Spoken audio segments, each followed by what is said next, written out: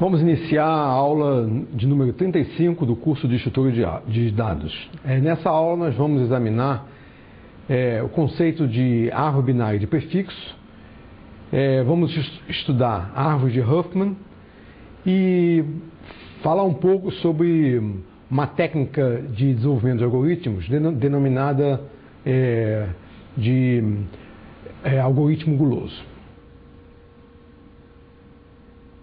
Inicialmente vamos recordar o que seja uma árvore binária de prefixo, uma árvore digital binária. O conceito de árvore digital binária já foi por nós examinado na última aula, mas vamos dar uma ligeira recordação para que vocês possam acompanhar o conteúdo da presente aula. Bem, suponha que eu tenha um conjunto de elementos denominados símbolos. Então, esse é um conjunto de N elementos denominados símbolos. E eu tenho um conjunto A, que eu vou chamar de alfabeto, que é composto de M símbolos também, símbolos esses que são denominados, cujo conjunto se denomina alfabeto. Bem, uma árvore digital sobre esse conjunto é o seguinte: é uma árvore em que a cada nó eu tenho um máximo de M filhos, é uma árvore M-ária, em que a cada nó eu tenho até M filhos, designados primeiro filho, segundo filho, etc., enésimo filho. Bem, cada ramo que sai desse nó para um dos filhos é rotulado com o símbolo correspondente do alfabeto. Então, por exemplo, para um dado nó, o primeiro filho é rotulado com A1. A1 é o primeiro símbolo do meu alfabeto. O meu alfabeto é A igual a A1 a M. O conjunto de símbolos é S igual a S1, Sn. Bem, então, para qualquer nó, o primeiro filho é rotulado, o ramo que leva ao primeiro filho é rotulado dia 1. O ramo que leva ao segundo filho, dia 2, e assim por diante. O ramo que leva ao enésimo filho, dia M. Qualquer um dos filhos pode estar ausente. Nesse caso, caso esteja ausente, então você vai dizer que a subárvore correspondente é vazia. Bem, aqui nessa tela vocês veem um exemplo para o caso em que M igual a 3. Vocês podem observar, por exemplo, que a raiz tem 3 filhos e os ramos que conduzem aos filhos da raiz são rotulados de A1 a 2 a 3, assim como qualquer ramo, assim como que para qualquer nó, exceto, naturalmente, as folhas que não possuem filhos. Observem que o filo central da raiz não possui filo esquerdo. Então, portanto, quando eu atingir o filo central da raiz, eu só posso, digamos, associar a eles os símbolos A2 e A3, e não o símbolo A1. Bom, o meu problema de codificação, o denominado problema de codificação é o seguinte. Bom, até agora eu expliquei a árvore digital e os A's, e os S's, que são os símbolos. Bem, o problema de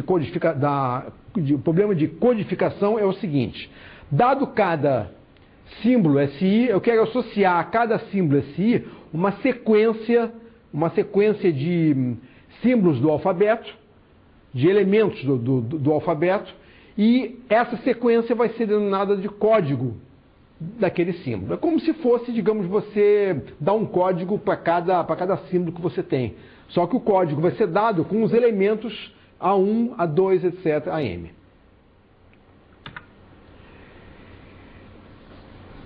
Eu tenho aqui um exemplo nessa tela. Suponha que o meu alfabeto seja A igual a A1, A2, A3, como no caso anterior, e eu tenho os meus símbolos são S1, S2, S3, assim por diante. O símbolo de S1, por exemplo, poderia ser algo do seguinte tipo: A2, A1, A3, A3, A1. Ou seja, é uma sequência, a ordem importa, é uma sequência de elementos do alfabeto. Isso que é um código, isso que é uma codificação. O símbolo de SK, por exemplo, poderia ser A3, A1, A1 e assim por diante. Bem, existe um tipo especial de codificação existe um tipo especial de codificação que vai nos interessar de perto. Nós já mencionamos isso mais ligeiramente, também na última aula. Esse tipo especial de codificação é denominado codificação de prefixo. Bom, uma codificação de prefixo é aquela em que nenhum código é prefixo de outro. Ou seja, nenhum código é prefixo inteiro, então nenhum código se encaixa exatamente como prefixo de um outro código. Se o meu alfabeto é A1, A2, A3, como aparece nessa tela, e meu conjunto de símbolos é S1, S2, S3, S4. Se eu tiver, digamos, a codificação à esquerda, em que S1 é A1, A3, A2, S2 é A3, A1, A2, S3 é A3, A2, A1 e S4 é A1, A2. Bom, reparem que esse código de prefixo, porque nenhum código, nenhum símbolo é prefixo de nenhum outro código. Já, se eu tiver a codificação à direita não é uma codificação de prefixo. Por quê? Por exemplo, vocês veem que o S3, a codificação de S3 é A3, A1. A codificação de S2 é o quê? A3, A1, A2. Ora, A3, A1 é prefixo de A3, A1, A2. Portanto, essa não é uma codificação de prefixo. Nós vamos nos ater à codificação de prefixos. Esse que vai ser o tipo de codificação que nós vamos estudar, e vocês vão entender o motivo disso dentro de alguns minutos. Bem, eu queria mencionar que árvores digitais representam códigos de uma maneira muito natural. Por exemplo, seja A igual a 1AM e S igual a S1, SN. Bem, existe então uma árvore digital.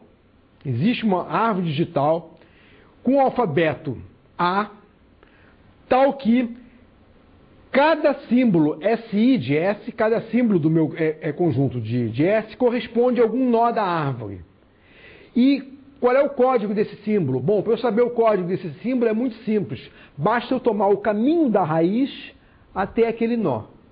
Quando eu faço o caminho da raiz até aquele nó, eu vou tomando nota nos elementos do alfabeto em que eu passei naquele caminho. A sequência desses elementos me corresponde à codificação daquele símbolo. Exemplo, seja A igual a 1, A2, A3, novamente, e S igual a S1, S2, S3, S4. Observem a árvore digital que está desenhada na parte direita inferior dessa tela. Vamos seguir, por exemplo, S1. Observem, S1 é uma folha. Bem, vamos fazer o caminho da raiz, desde a raiz até S1. Então, observem, eu saindo da raiz, eu vou passar por A1, A3 e A2. Então, A1, A3 e A2 é a codificação de S1. Por exemplo, vamos fazer o caminho desde da raiz até S4. O caminho vai me corresponder à sequência dos símbolos, dos elementos do alfabeto. A1, A2. Então, a codificação de S4 é A1, A2, assim por diante. Então, eu posso representar todo o conjunto de todos os meus códigos através de uma árvore.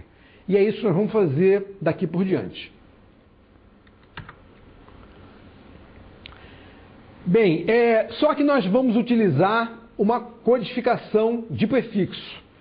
Ora, se qualquer codificação corresponde a uma árvore digital, uma codificação de prefixo também vai corresponder a uma árvore digital, mas só que vai ser uma árvore digital especial. Essa árvore digital especial que corresponde a alguma codificação de prefixo se denomina árvore digital de prefixo.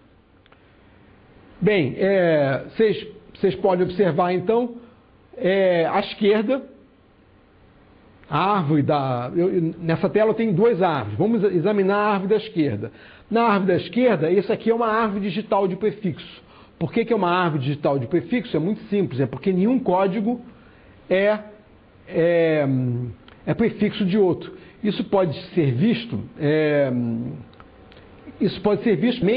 nós podemos chegar a essa conclusão rapidamente sem, digamos, construir todos os códigos e checar para ver se um é prefixo do outro, observando o seguinte detalhe: todos os símbolos estão nas folhas da árvore. Ora, se os símbolos estão nas folhas da árvore, isso significa certamente que minha árvore digital é de prefixo.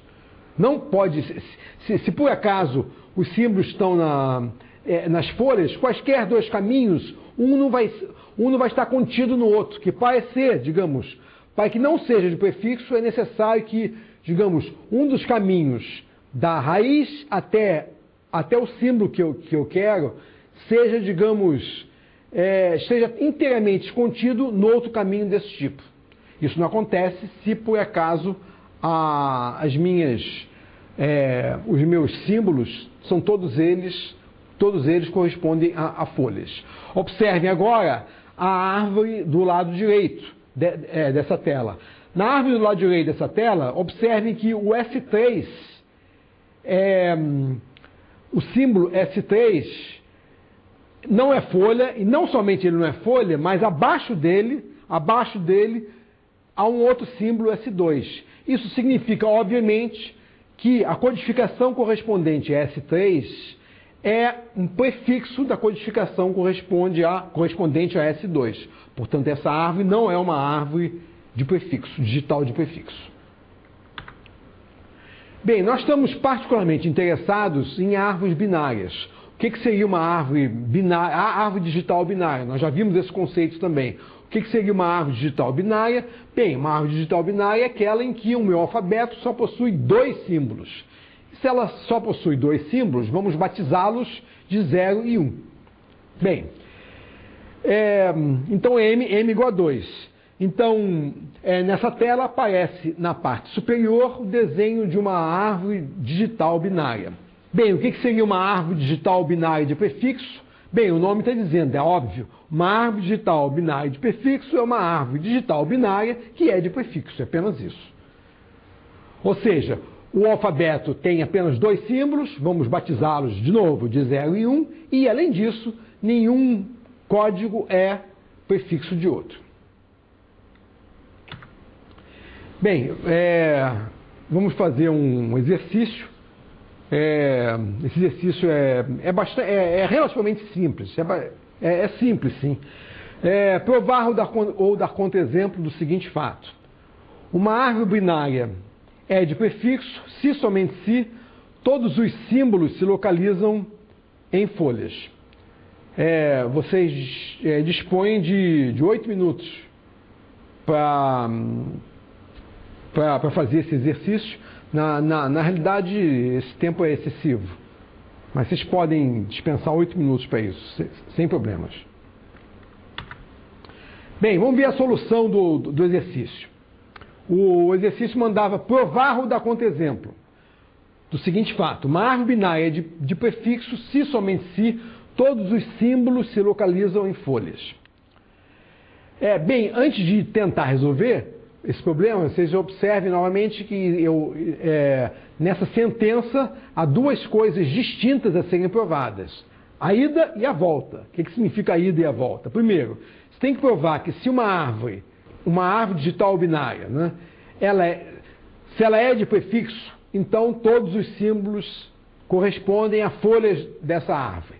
E segundo, ao contrário, se todos os símbolos correspondem a folhas dessa árvore, então essa árvore digital é de prefixo. Bem, são 2 coisas independentes. Ambas podem ser verdadeiras, ambas podem ser falsas, uma verdadeira e uma falsa. Nesse caso, vamos ver. A primeira assertiva é falsa. É muito simples. Ou seja, se uma árvore binária de prefixo, não significa necessariamente que todas as folhas correspondam a símbolos. Por exemplo, está aqui um contra-exemplo. Se uma coisa, obviamente, nós fizemos isso ao longo do curso diversas vezes, mas não custa falar de novo. Se por acaso a sentença que nós nos propomos aprovar, se a ideia é prová-la, então é necessário apresentar uma prova matemática. Se a ideia é dizer que ela é falsa, há que dar um contra-exemplo. Então, para esse caso aqui, como ela é falsa, essa tela apresenta um contra-exemplo. É muito simples, basta você pegar uma árvore binária que seja de prefixo. Essa árvore binária é de prefixo. Você tem o quê? Tem dois símbolos só, S1 e S2. O código de um é 0, o código de outro é 1. E, no entanto, o S2 tem abaixo dele um filho. Então, o S2 não é uma folha. Tá certo? Então, portanto, a afirmação é falsa. Mas vocês reparem o seguinte, qualquer possível contra-exemplo para isso é tal que todos os descendentes, filhos, netos, etc., bisnetos, de qualquer símbolo, não pode ter nada, não pode ter outro símbolo embaixo. Então, abaixo de S2 não tem nada, não é simplesmente essa parte da árvore não é usada. Mas, digamos, do ponto de vista matemático, S2, obviamente, não é uma folha. Bem, essa é uma sentença. E a outra? Bem, se todos os filhos se localizam em folhas, então a árvore binária certamente é de prefixo. Isso inclusive, já comentei antes de passar esse exercício. Se todos os símbolos estão em folhas, não há como um caminho estar contido em outro. Bem, vamos ver agora a questão de codificação e decodificação. Bem, um código de prefixo, de novo, para nós o termo código de prefixo, doravante, quando eu falar código de prefixo, eu vou estar me referindo a um código de prefixo binário, sempre. Ou seja, a árvore digital corresponde, ou seja, um código de prefixo para nós vai corresponder a uma árvore digital binária de prefixo. Bem, as questões de nosso interesse. Primeiro, eu quero codificar um texto e eu quero decodificar um texto codificado. São as duas coisas. Porque o nosso problema é o quê? O nosso problema, dado um texto, eu quero encontrar um código para ele. Bem, vocês poderiam perguntar, mas para que isso? Para que eu quero saber de código? Por que vai me interessar, digamos, eu desenvolver um código para um certo texto? Eu posso dizer que isso tem uma série de aplicações, por exemplo, em compactação de dados, já comentei isso também. Se você quer, digamos, compactar o teu texto, então você quer codificá-lo de uma maneira mais compacta para poder guardar. Ou então, se você quer transmitir um texto pela internet, uma mensagem que vai ser transmitida, um arquivo que vai ser transmitido, obviamente, os custos são menores e a eficiência é tão maior quanto menor for o texto. Portanto, esse problema é um problema muito importante. Bem, se eu codifico alguma coisa, eu tenho que saber decodificar. Não adianta nada você codificar e não ter um processo de codificação. É a mesma coisa que você trancar um armário e depois não saber como abri-lo, perder a chave enfim, ficar impossível de conseguir acessar o armário. Bem, então são dois processos distintos, codificação e decodificação. Bem, em relação a árvores binárias de prefixo, essa é a razão principal pela qual nós utilizamos árvores binárias de prefixo e não simplesmente árvores binárias, é porque esses processos, principalmente tanto de codificação, mas principalmente o de decodificação, passa a ser super rápido, passa a ser muito eficiente. Vamos ver um exemplo disso. Suponha que eu tenho, digamos, essa é uma árvore e se vocês recordarem de algumas telas anteriores, toda árvore corresponde a uma codificação. Quando eu falar em codificação, todos os códigos estão representados nessa árvore. Basta seguir o caminho desde a raiz até uma folha, que é um símbolo, para nós encontrarmos o código daquela folha. E também, só para, digamos, frisar novamente, todas as folhas, para nós, correspondem agora a símbolos, e todos os símbolos correspondem a folhas. Bem, então se eu tenho, digamos, um conjunto de 5 símbolos, alfabeto 2, os dois símbolos, 0 e 1, os símbolos, alfabeto de 2 elementos, 0 e 1, os símbolos são S1, S2, S3, S4, S5, Se vocês observarem, S1 é 00, S2 é 00100 e assim por diante. Bem, eu tenho agora uma mensagem. Suponha que minha mensagem seja S2, S1, S1, S4, S1, S5. Essa é a minha mensagem. Bem, eu quero codificar a mensagem. Ué, como é que eu faço para codificar a mensagem? Ué, eu faço para codificar a mensagem da seguinte maneira. S2, eu vou lá na minha tabelinha. O S2 é quem? 010. Então eu coloco 010. Depois vem quem? S1. Aí eu emendo 00. Repara o seguinte, uma das eficiências desse processo é que entre um símbolo e outro não existe separador nenhum, você simplesmente emenda, você não perde espaço colocando separadores de símbolos, como é necessário às vezes em outros tipos de códigos. Mas nesse nós estamos utilizando códigos de prefixo, com árvores binárias, você não necessita isso. Eu vou te dizer por quê, daqui a pouquinho. Então vamos lá. 010, então de novo, o S2 é 0100, depois o S1 é 00, depois S1 é 00, depois vem S4 011, depois vem S1 00 e depois vem S5, que é 1. Então isso aqui formou aquela sequência, formou exatamente a sequência que está escrita na parte inferior dessa tela. Bem, e para decodificar, como é que eu faço? Como é que eu vou saber o que é o que para mim decodificar? É simplíssimo, basta você usar a árvore. Então nós vamos usar a árvore da seguinte maneira, você pega aquela sequência toda, aquele caminhão de zeros e uns, e começa desde o início pela raiz da árvore. Então vamos lá, o primeiro elemento é 0, então você começou pela raiz.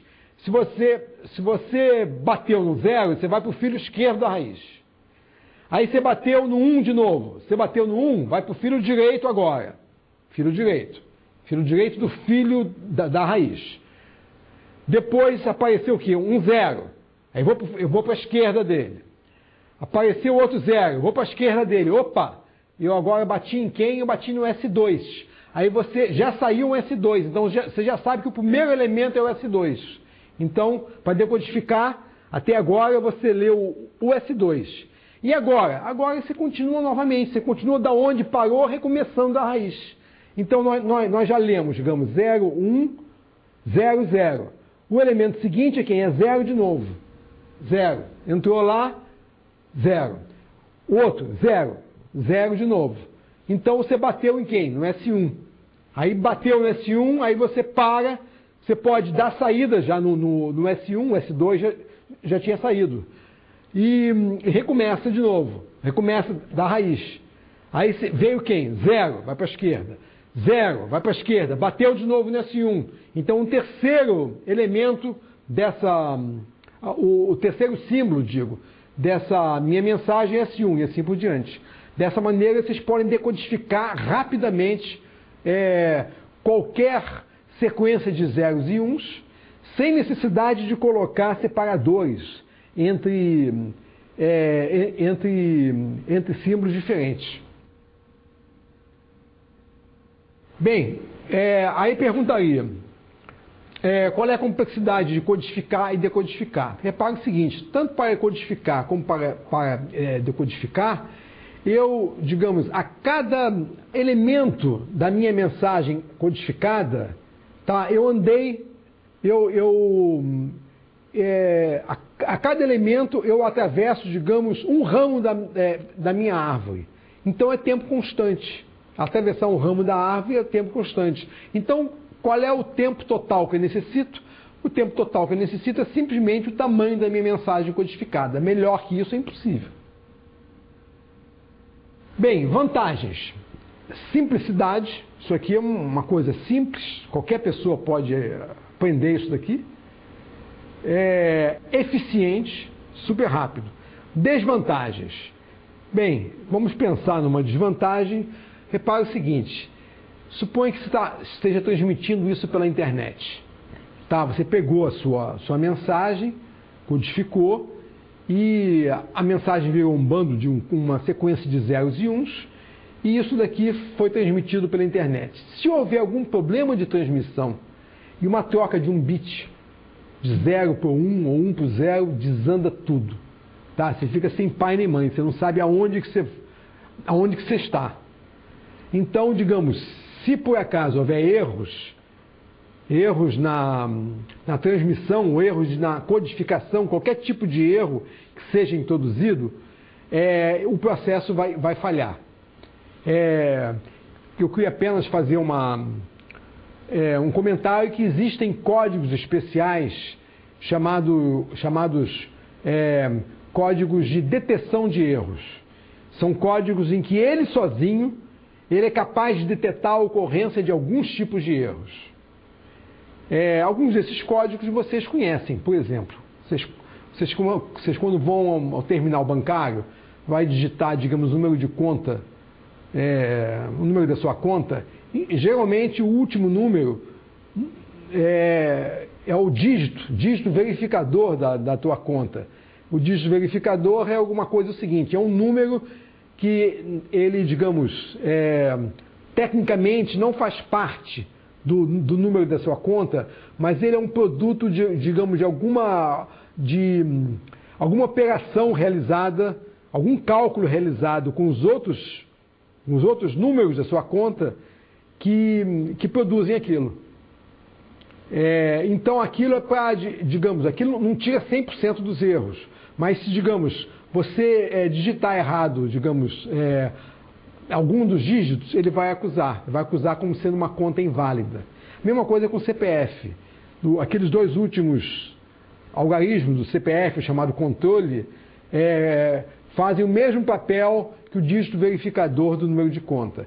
Então, número de conta bancária. Aqui nós podemos, aqui não, existem sistemas de codificação em que existem coisas semelhantes, em que você pode detectar uma conta errada. De fato, se você, digamos, se você chegar lá, colocar como CPF, digamos, tenta fazer a sua declaração de imposto de renda pela internet e colocar lá um número de CPF qualquer que você imaginou. Possivelmente, ele vai detectar, ele vai chegar e vai dizer, esse número de CPF não existe. Como é que ele pôde chegar a essa conclusão? Através do controle, comparando o controle com o resto. Ele calcula qual deveria ter sido o controle para aquele dado CPF. E se não bater, ele diz que é inválido. Você pode ter dado sorte de ter acertado o controle por acaso. Ou seja, não pega 100% dos erros. Bem, há um outro tipo de codificação também, esse é mais elaborado ainda, chamado sistemas de códigos de correção de erros. Esse aqui é capaz, não somente, esse sistema de codificação são capazes não somente de detectar algum erro, mas uma vez detectado, ele é capaz, para determinados tipos de erro, de se autocorrigir. Então, a pessoa, houve um erro de transmissão, por exemplo, pela internet, possivelmente, em alguns casos, esses sistemas de codificação são capazes de corrigir os erros. Mas, enfim, esse nosso sistema que nós estamos vendo hoje, Huffman, bom, eu vou falar em Huffman daqui a pouco, mas esse tipo de codificação que nós estamos vendo hoje é utilizado, inclusive, comercialmente. Então, é uma coisa que tem aplicação, que tem valia para todos. Bem, minha questão central. Dado um conjunto de símbolos e dado um texto, o que eu desejo é atribuir um código binário de prefixo, de modo a minimizar o tamanho do texto codificado. Então esse é o nosso problema. Eu já sei como atribuir códigos, tá certo? Basta pegar os símbolos, fazer aquela árvore, esse troço todo que nós fizemos até agora. Muito bem. Mas eu quero alguma coisa a mais. Eu quero que ele seja o mais eficiente possível. Então o que eu quero? Eu quero que o tamanho da minha mensagem codificada seja mínimo, dado que, com a restrição de que o meu código tem que ser um código binário de prefixo, um código de prefixo. Bem, eu quero minimizar o tamanho da mensagem codificada. Então, para fazer isso, eu tenho que ter um parâmetro um parâmetro para me reportar. O meu parâmetro eu vou denominar de custo, no caso. Então, dado uma árvore binária de prefixo, eu vou me reportar, vou dizer que o custo dessa árvore é igual ao tamanho da mensagem codificada, tamanho da mensagem correspondente codificada. Exemplo aqui, eu tenho um texto S2, S1, S1, S4, S1, S3. Bem, o texto codificado, fazendo o que nós fizemos alguns minutos atrás, o texto codificado é 010000110001, esse daí. Bom, o texto codificado por essa árvore. O custo é 14. Por que é 14? Porque eu tenho um total de 14 dígitos no texto codificado. Então, o tamanho, o custo da árvore, no caso, é o tamanho da mensagem codificada. Muito bem, então, eu vou dizer que o custo é 14, porque eu tenho, se vocês verificarem, eu tenho exatamente 14 dígitos nessa sequência binária. O custo é único?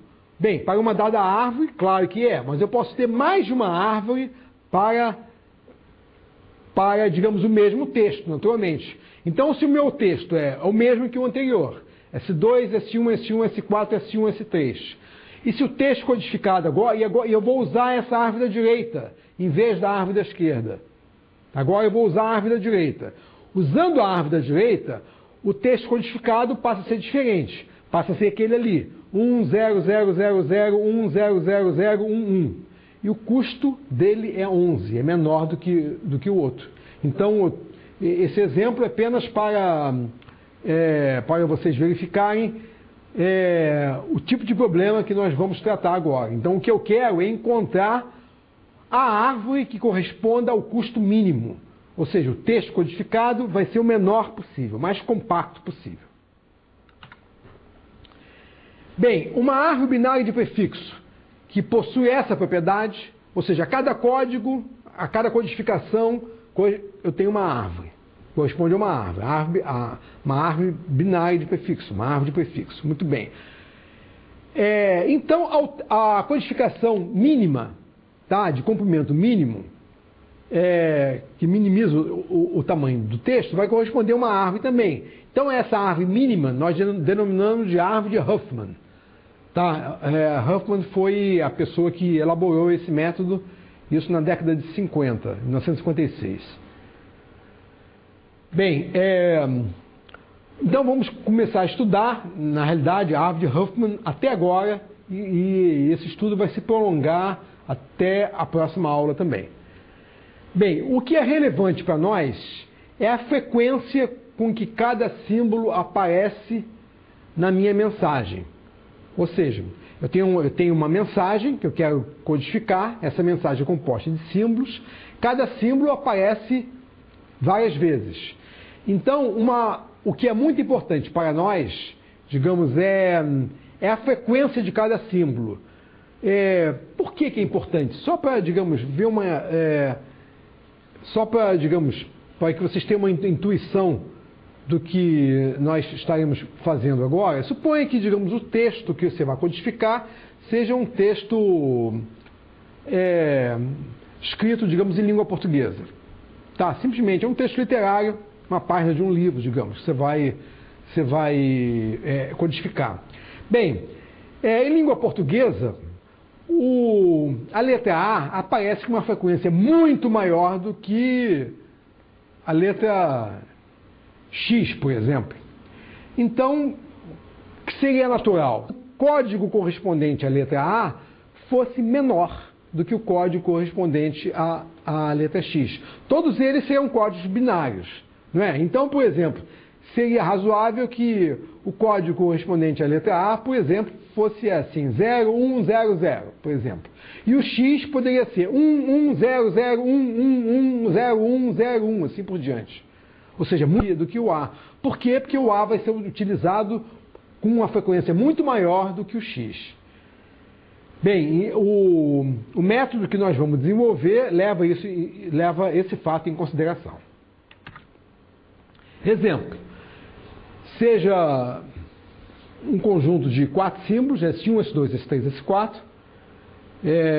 As frequências são 3, 1, 1, 1, ou seja, o primeiro símbolo aparece, o S1 aparece 3 vezes, o S2, S3, S4 aparece uma vez cada. Uma árvore possível para, digamos, para esse conjunto de símbolos aparece desenhada nessa tela. Reparem que o código correspondente S1, ele tem comprimento apenas 1, é 0. Por quê? Porque ele é 3 vezes mais frequente do que qualquer um dos outros. Os outros todos possuem frequência 1 cada uma. Então o S1 é 0, o S2 é 1, 0, 0, o S3 é 1, 1 e o S4 é 1, 0, 1. Bem, então vamos tentar falar um pouquinho sobre a árvore de Huffman. Bem, eu quero minimizar alguma coisa. Se eu com qualquer problema de minimização, a primeira coisa a fazer é você equacionar o problema em termos matemáticos, para você saber o que se vai minimizar. Bom, no caso eu tenho um texto que é dado, em que eu tenho um conjunto de símbolos, em que eu vou supor agora que cada símbolo SI aparece FI vezes.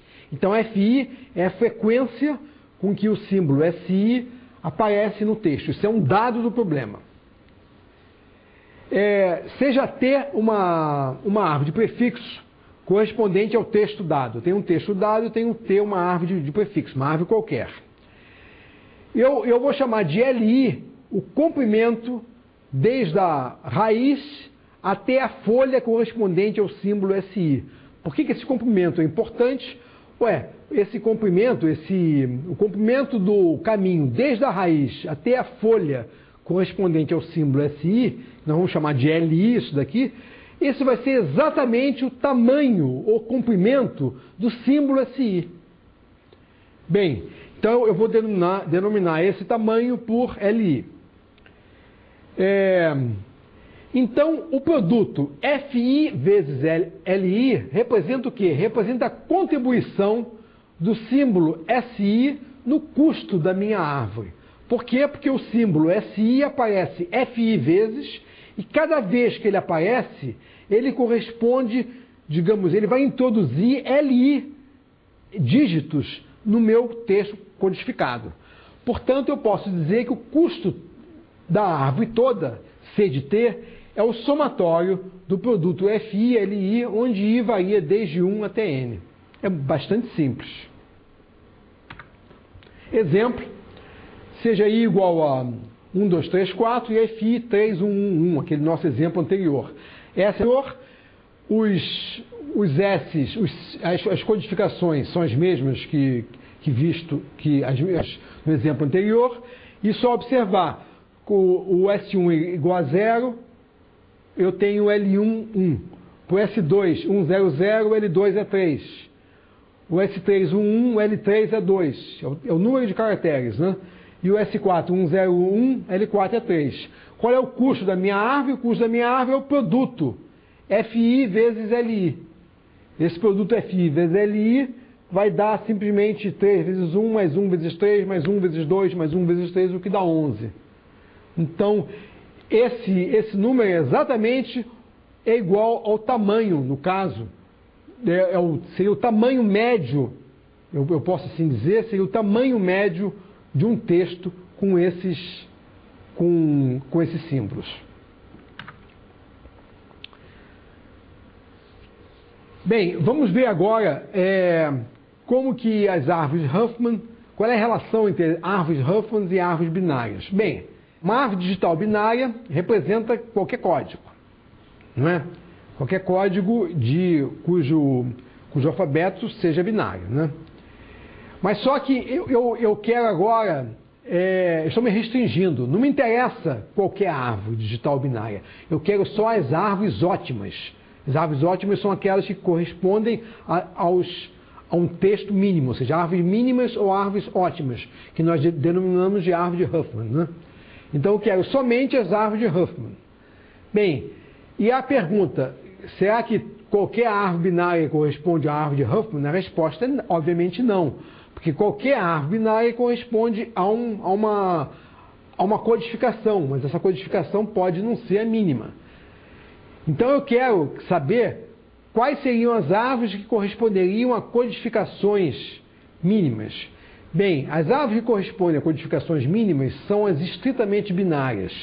Estritamente binárias, só para recordar, são aquelas em que qualquer nó que não seja folha possui exatamente 2 filhos. Ou seja, não tenho nós na minha árvore que possuam somente um único filho.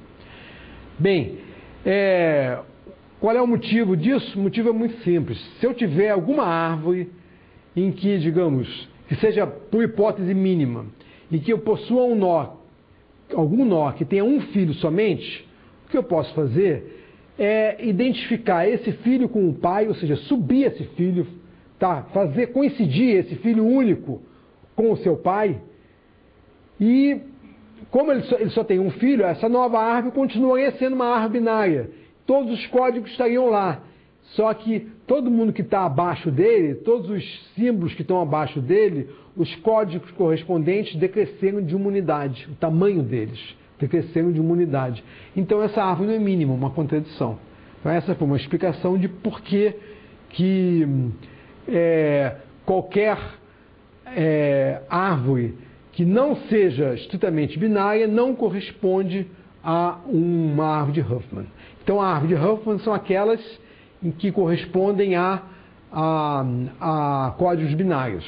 Códigos binários ótimos. Ou seja, há uma árvore estritamente binária, repetindo, árvores estritamente binárias são exatamente as árvores que correspondem a códigos de Huffman. A árvore de Huffman. Ou a árvore de Huffman e código de Huffman é a mesma coisa. Então, a árvore de Huffman corresponde exatamente a árvores estritamente binárias. E vice-versa. Bem, vamos fazer um exercício. Provar ou dar contra-exemplo. Sejam SI e SJ 2 símbolos e LI e LJ os respectivos níveis das folhas correspondentes a SI e SJ em uma árvore de Huffman. Então, FI menor que FJ implica LI maior ou igual que LJ. Ou seja, o que está escrito aqui, que eu quero que vocês mostrem, ou deem contra-exemplo, se eu tiver 2 símbolos, tais que a frequência de um deles seja menor do que a frequência de outro, então o comprimento daquele símbolo que possui frequência menor, o comprimento do código, né, daquele símbolo que possui frequência menor, é maior ou igual que o comprimento do código do outro símbolo. Para esse exercício você dispõe de 5 minutos. Bem, a solução é o seguinte. Bem, sejam SI e SJ, 2 símbolos, e LI, LJ, os respectivos níveis das folhas correspondentes a SI e SJ. Então eu pego SI e SJ, são 2 símbolos, esses 2 símbolos da minha árvore correspondem o quê? A folhas, tá? E eu vou chamar de LI, LJ, não é? O comprimento do caminho da raiz até a folha SI, esse é o LI, e o comprimento do caminho desde a raiz até a folha SJ é o LJ. Então eu quero provar que FI menor que FJ implica LI maior ou igual que LJ. A afirmativa é verdadeira. Bem, como é que a gente vai provar isso? Suponha que seja falsa. Se for falsa, eu vou ter a seguinte implicação. FI menor que FJ implica o quê? LI menor que LJ. Eu estou negando aquilo. Se é falso, eu estou escrevendo alguma coisa que é negativa da minha tese. Bem, então, se acontece isso, a gente pode concluir que o produto FI-LJ mais FJ-LI é menor do que o produto FI-LI mais FJ-LJ. Se isso ocorrer, o que eu posso fazer é eu troco de posição quem? SI com SJ, troco os símbolos de posição de SI com SJ e vou ter uma árvore cujo custo é menor do que a árvore inicial. Isso me contradiz o fato da árvore ser uma árvore ótima de Huffman. Um exemplo aparece aqui, O símbolo SI, nessa tela, é o símbolo mais à esquerda. O símbolo SI, o meu LI tem comprimento 2. O símbolo SJ, o comprimento dele é 3. Bem, se por acaso a frequência do SJ for maior do que a frequência do SI, o que eu teria que fazer? Bem, eu troco. Onde está escrito SI, eu vou escrever SJ. Onde está escrito SJ, eu vou escrever SI e vou obter uma árvore melhor, de custo menor. Vamos agora nos dedicar a resolver o problema. Até agora nós estamos falando sobre a árvore de Huffman, mas efetivamente eu não sei como construí-la. Bom, efetivamente nós só vamos ser capazes de construí-la na próxima aula. Mas nessa aula, ainda hoje, eu vou dar o princípio do método. O princípio do método de construção dessa árvore se denomina método guloso, ou algoritmo guloso. Na realidade existe, só para vocês se saberem, a terminologia, o termo de algoritmo, nós denominamos esse método de método guloso ou algoritmo guloso, que é um método amplo, ele resolve não só o problema de Huffman, mas resolve vários outros problemas. Ele se deriva do inglês grid method. Bem, e esse grid nós traduzimos como o termo utilizado normalmente por nós, aqui no Rio de Janeiro, é guloso. Já os paulistas utilizam ganancioso. Isso é só para vocês saberem, se por acaso ouvirem, encontrarem algum livro escrito por um paulista, o termo ganancioso, vão saber que é a mesma coisa que o nosso guloso. Bem, mas como isso aqui nós estamos no CEDERJ, obviamente estamos no estado do Rio de Janeiro e vamos nos ater ao guloso. Eu nunca utilizei o ganancioso. Bem, mesmo porque acho que o guloso se aplica melhor para o caso. O algoritmo guloso, ele se propõe a resolver qualquer problema de otimização em que você queira, digamos, otimizar alguma coisa. E ele se baseia sempre no seguinte fato: o método guloso se baseia em resolver o problema passo a passo. Tá, ele vai, digamos, o método guloso resolve o problema passo a passo, e em cada passo ele resolve uma fatia do problema. De que maneira? A ideia é a seguinte: em cada passo você resolve a fatia da melhor maneira possível local que você possa imaginar. Por exemplo, eu posso traçar um paralelo com o seguinte fato. Daí o nome guloso se